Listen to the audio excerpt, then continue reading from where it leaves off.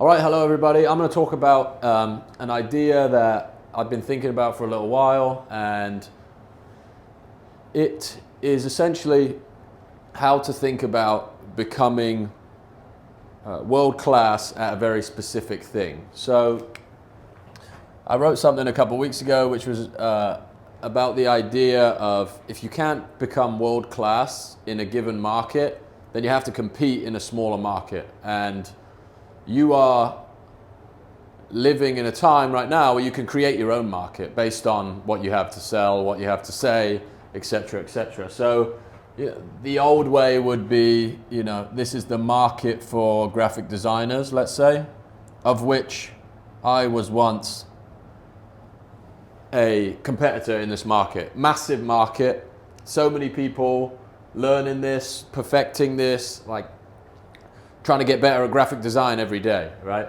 And the truth is, there's kind of a law of diminishing returns in this spectrum of your graphic design prowess, let's say. So if you are upper quartile graphic designer, let's say like top 20%, then you're still competing in an enormous market. So you'll take any job as long as there's a graphic design component. That is a huge breadth of opportunity, but also a really, really tough market to be the best in. So if you then add another component to this, which could be interest or industry specific, let's say, and I'll use visualized value as an example here. So let's call this philosophy, and that market gets instantly, this is an over-exaggeration of the size of it, more like this, right?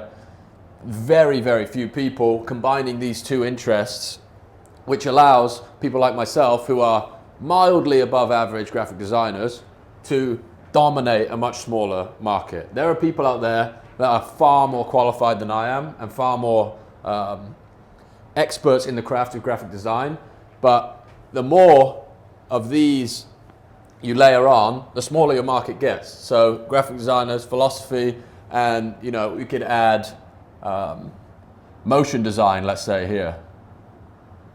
So even smaller market.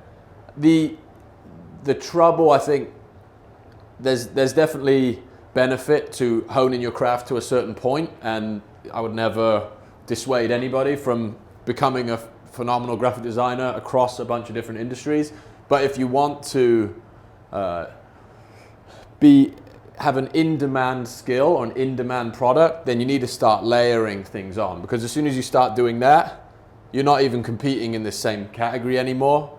As soon as, this is polymathematics, where just by way of combining multiple things, you're top 5%, 2%, 1%, because there's simply nobody else doing what you're doing.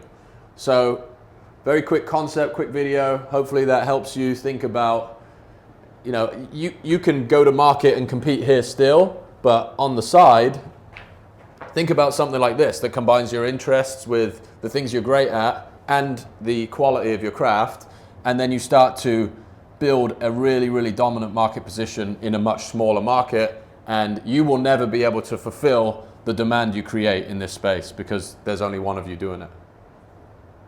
Do it.